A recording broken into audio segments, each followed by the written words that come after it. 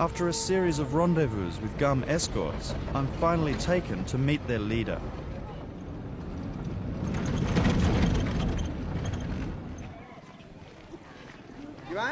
Ishak Daud is the Gum spokesman in East Aceh, large parts of which are controlled by his guerrillas.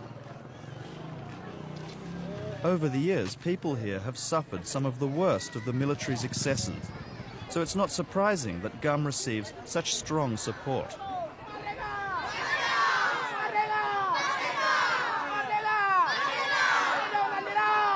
Without that support, Gum would get nowhere. They're fighting a traditional guerrilla war of hit-and-run attacks. They ambush soldiers, policemen and informers, then retreat to hide amongst the villages. Kalau saudara, saya sudah turun ke lapangan hari ini melihat GAM. Kenyataannya GAM adalah di masyarakat. GAM dilindungi oleh masyarakat, GAM dibiayai oleh masyarakat. Jadi kalau mereka mengatakan tiap hari GAM terjepit, GAM sudah kewalahan, Ishak Daud sudah dicari kemana-mana. Tapi hari ini saudara sudah turun kemari. Apa pendapat masyarakat yang sudah saudara wawancari? Macam mana GAM bergaul dengan masyarakat? Di mana GAM tidur? Siapa yang biaya GAM? Itu kan sudah jelas.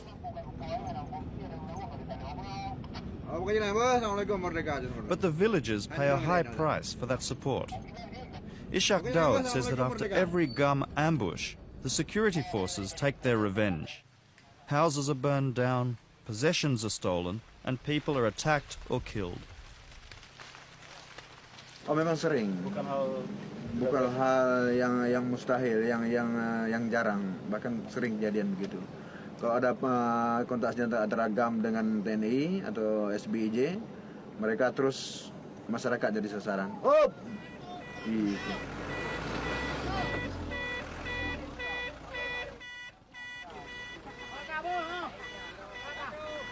Bridges here are designed to be quickly dismantled, to slow the military's advance. This also makes life more difficult for GAM and the villagers. In fact, people say that life is harder than it's ever been. Even worse than the brutal 10-year-long military operation known as DOM.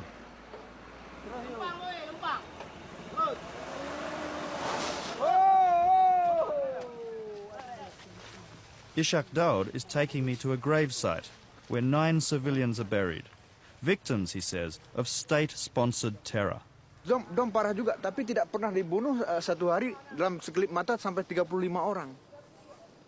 9 orang masyarakat sipil yang tidak bersalah, anak-anak kecil diambil, dipotong, ditanam hidup-hidup. Jadi masa Dom tidak pernah sampai segitu. Satu dihabisin.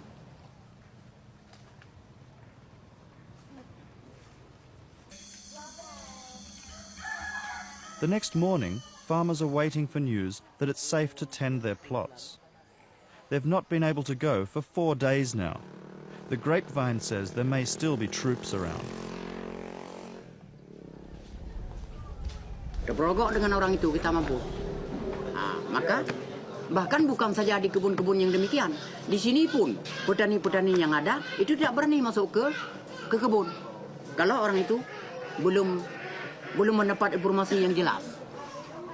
It's like this all the time.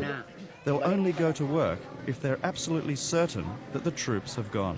Itu pun dengan cara hati-hati, pelan-pelan. Tidak boleh masuk langsung itu. Kadang-kadang sebahagian. Ada orang ini 40, tinggal di sini 20, pulang 20. Nampak kita lihat ya sudah pulang. Ternyata belum habis yang dipulang itu. Yang sudah pulang itu belum habis. Sebahagian pulang, sebahagian tinggal. When the security forces sweep through, everyone disappears, running for their lives to the forest. Last time they came, this man would have run away like everyone else, but stayed with his wife, who was about to give birth. His cousin is a GAM member, and this makes him and his young wife the enemy. After soldiers repeatedly stamped on her belly, her baby is lucky to be alive. Her husband went through several rounds of beatings, and then this. Dipijak di bawah perut. Dipijak di perut, keluar pantat saya. Keluar pantat. Udah keluar pantat saya, disuruh bangun, disuruh lari. saya nggak bisa lari lagi. Disuruh masuk ke paret, disuruh minum air sekenyangnya. Udah saya bilang, saya Pak nggak sanggup minum lagi, harus kau minum sampai muntah. Udah saya minum, karena takut saya minum sampai muntah. Udah itu disuruh naik dari paret, disuruh lari. Udah saya lari, disuruh berhenti, saya berhenti, suruh jalan, saya jalan.